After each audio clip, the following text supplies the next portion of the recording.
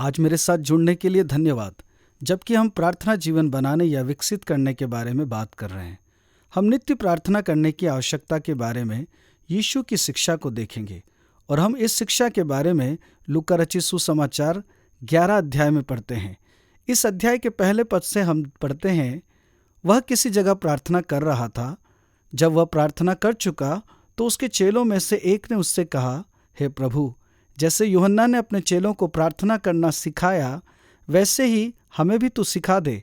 उसने उनसे कहा, जब तुम प्रार्थना करो तो कहो, हे पिता, तेरा नाम पवित्र माना जाए, तेरा राज्य आए, हमारी दिन भर की रोटी हर दिन हमें दिया कर, और हमारे पापों को क्षमा कर, क्योंकि हम भी अपने अपराधी को क्षमा करते हैं, और हमें परीक्षा में न ला। तब उसने उनसे कहा, तुम में से कौन है कि उसका एक मित्र हो और वह आधी रात को उसके पास जाकर उससे कहे, हे मित्र, मुझे 3 रोटियां दे, क्योंकि एक यात्री मित्र मेरे पास आया है और उसके आगे रखने के लिए मेरे पास कुछ नहीं है। और वह भीतर से आवाज दे, मुझे दुख न दे, अब तो द्वार बंद है और मेरे बालक मेरे पास बिछोने पर हैं, इसलिए मैं उठकर तुझे दे नहीं सकता। मैं तुमसे कहता हूँ, यदि उसका मित्र होने पर भी उसे उठकर न दे, तो भी उसके लज्जा छोड़कर मांगने के कारण उससे जितनी आवश्यकता हो उतनी उठकर देगा। और मैं तुमसे कहता हूँ कि मांगो तो तुम्हें दिया जाएगा, ढूंढो तो तुम पाओगे, खटखटाओ तो तुम्हारे लिए खोला जाएगा। क्योंकि जो मांगता है उसे मिलता है, और जो ढूंढता है वो पाता है, और जो खटखटाता है उसके लिए खोला जाएगा। तुम में से ऐसा कौन पिता होगा कि जब उसका पुत्र रोटी मांगे तो उसे पत्थर दे, या मछली मांगे तो मछली के बदले उसे सांप दे, या अंडा मांगे तो उसे बिच्छू दे? अतः जब तुम बुरे होकर अपने बच्चों को अच्छी वस्तुएं देना जानते हो, तो स्वर्गीय पिता अपने मांगने वालों को पवित्र आत्मा क्यों ना देगा।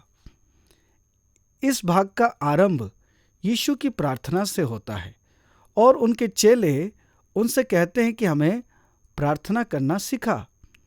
और उसने उन्हें प्रार्थना का वैसा ही एक छोटा सा नमूना दिया जैसा हम मत्ती अध्याय 6 में पाते हैं, और जिसे हम अक्सर प्रभु की प्रार्थना कहते हैं, या उसे और भी बेहतर शीर्षक देकर कह सकते हैं, चेलों की प्रार्थना। प्रार्थना के इस नमूने को देने के बाद वह उन्हें एक कहानी, एक उदाहरण जो प्रार्थना में लगे रहने के बारे में बताता है, कि तुम में से कौन है कि उसका एक मित्र हो और वह आधी रात को उसके पास आकर उससे कहे, हे मित्र, मुझे 3 रोटियां दे, क्योंकि एक यात्री मित्र मेरे पास आया है और उसके आगे रखने के लिए मेरे पास कुछ नहीं है। और वह भीतर से आवाज दे, मुझे दुख न दे, अब तो द्वार बंद है और मेरे बालक मेरे पास बिछोने पर हैं, इसलिए मैं उठकर तुझे दे नहीं सकता।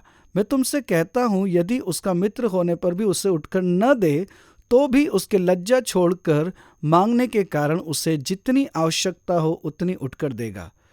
तो यहाँ यीशु हमें प्रार्थना में लगे रहने के बारे में सिखा रहे हैं, और उस भाग के 9 पद में वे हमें उत्साहित करते हैं कि मांगो तो तुम्हें दिया जाएगा, ढूंढो तो तुम पाओगे, खटखटाओ तो तुम्हारे लिए खोला जाएगा। फिर 10 में वे कहते हैं, क्योंकि जो मांगता है उसे मिलता है, और जो ढूंढता है वह पाता है, और जो खटखटाता है उसके लिए खोला जाएगा। तो यीशु हमें जब प्रार्थना के बारे में सिखा रहे हैं, तब उसमें दृढ़ता से लगे रहने के बारे में मजबूती से प्रोत्साहित करते हैं। फिर वे इस सबक के साथ अंत करते हैं कि तुम में से ऐसा कौन पिता होगा कि जब उसका पुत्र रोटी मांगे तो उसे पत्थर दे, या मछली मांगे तो मछली के बदले उसे सांप दे, या अंडा मांगे तो उसे बिच्छू दे। अतः जब तुम बुरे होकर अपने बच्चों को अच्छी वस्तुएं देना जानते हो, तो स्वर्गीय पिता अपने मांगने वालों को पवित्र आत्मा क्यों न देगा। मैं सोचता हूँ कि यीशु यहाँ हमारे जीवन में पवित्र आत्मा के महान कार्य के लिए प्रार्थना में दृढ़ बनने के लिए जोर दे रहे हैं।